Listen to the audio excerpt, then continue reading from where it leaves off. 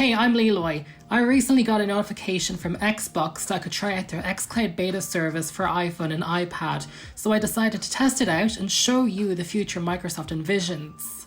Installing the xCloud app onto your iOS device is really simple. Once your gamer account becomes eligible, visit xbox.com/play in Safari.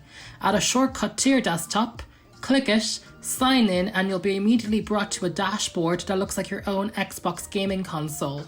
Here you can see the selection of games you can play. Some of them, like Banjo Kazooie, has touchscreen controls, but for the majority you will need to connect a PlayStation or Xbox controller to your iPad or iPhone with Bluetooth. I've been testing the xCloud beta and I have some thoughts. My first impressions were much stronger than when I was recording this video. The games were more responsive than what you're seeing right now, which brings me to my quick summary that I know most of you are looking for. There is still a ton of work still needing to be done to refine this service, but I see a really cool future ahead for Xbox Cloud gaming. In the future, Microsoft expects you to play your game titles here, or basically in any other room of the house, if not outside. Using a cloud service like Cloud Gaming Beta, Microsoft expects you just to attach a controller to your internet-connected device and start gaming. We're going to test 4 games for this video, and we begin with Banjo Kazooie. This platform game and all titles are available on GamePass, and we don't know if the service will expand in the future to include non-GamePass titles. Thankfully, Game Pass has a lot of games, including Resident Evil 7 and Grand Theft Auto 5, which we'll see later on. As for Banjo Kazooie, during this testing, I must admit the platforming was frustrating.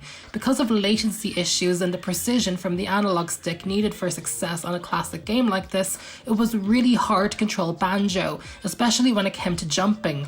Latency and input lag will be a recurring issue throughout this video, but I did find new games friendlier to play as modern character animations tended to be slower. You can see me struggle here in particular to try and stay on the strain pipe, and also the occasional lag I experienced.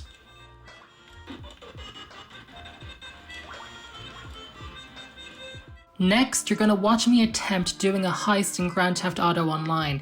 Each time you start a game or session, the service does need to warm up, which can take around 30 seconds. As you know, Grand Theft Auto 5 is a game with a long loading time to get started, and that isn't made any faster with the supercomputers powering this cloud service. You really are just getting regular versions of your Xbox titles. This is the ideal dream game I'd like to play on this service in the future, as it feels really surreal and futuristic to play a graphics marvel and open world game like Grand Theft Auto on your iPad.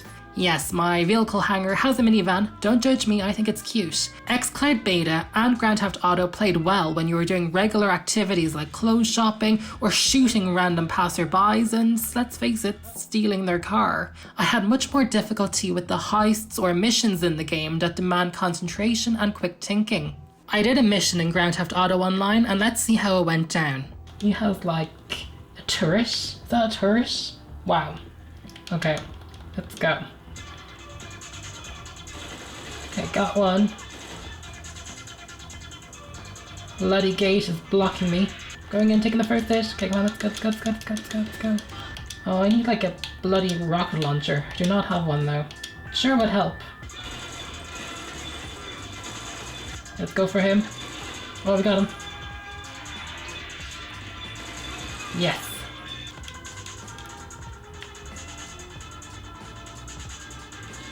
Oh, hiding behind the bloody thing.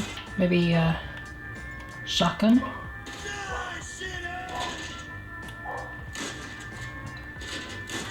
Got him. Okay, we need to run. Can't believe I survived. Oh, whoa. Did that car fly? Where the hell did my car? Where did his car go? And my character escaped in a flying car and lived happily ever after in Los Santos, just with much more input lag. So here we're going to try 2 different titles, Outriders and 2 Point Hospital. xCloud is another puzzle piece in Microsoft's gaming future, with big video game studio acquisitions like Bethesda to make original content for their Xbox console and to be automatically put on Game Pass. Does a future exist where Microsoft operates Xbox like Netflix and just lets Sony make the hardware? Could we just be buying Xbox controllers and playing Xbox original content on our smart TVs and tablets? If the technology improves, then I have no reason to believe it won't. Absolutely. That brings me to the game you're looking at now, Outriders, which was released for the PlayStation 5, PC, and yes, the new Xbox. But what makes the Xbox release grab headlines was while PlayStation owners had to pay €60, Xbox Game Pass members got it for free with their subscription, including myself. The game developers are happy too, as upon launch, the game exploded online, with millions of downloads, even crashing their game servers.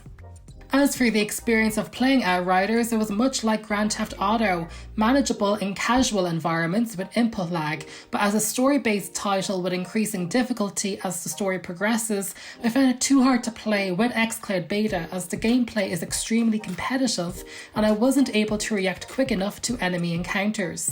One specific issue with input lag with this game in particular was that the camera would rotate dramatically because by the time I'd let go of the analog stick, the camera would have too much momentum. Now, a title that does perform better on the beta service is a slower paced title like 2 Point Hospital, which is something that I've been really enjoying on the new Xbox Series X. While recording this video, 2 Point Hospital was the game that ran the best. Slower paced, I had no issues managing the simulation game, and even if it's not the flashiest title Microsoft has to offer, it still is a game that you cannot get from Apple's App Store, and it's a console quality game. Games on the App Store have to work by touchscreen, whereas any title offered on xCloud can require controller use, obviously allowing more sophisticated games to be played. Could the iPhone and the latest iPad Pros with their blazing fast M1 chip play more advanced games if they weren't subject to such strict rules on the App Store? Most likely. Microsoft launching cloud gaming beta comes at a really interesting time. Apple is currently being sued by Epic Games over what apps they allow and not allow onto the App Store, and Epic Games obviously calling it a monopoly. Microsoft originally tried to get the cloud gaming beta service onto the App Store as a proper app. However, having failed that, you have to use it on your iPad or your iPhone as basically a website. And many are pointing out that might be the reason why the cloud gaming beta is performing worse on the iPhone and the iPad compared to an Android device.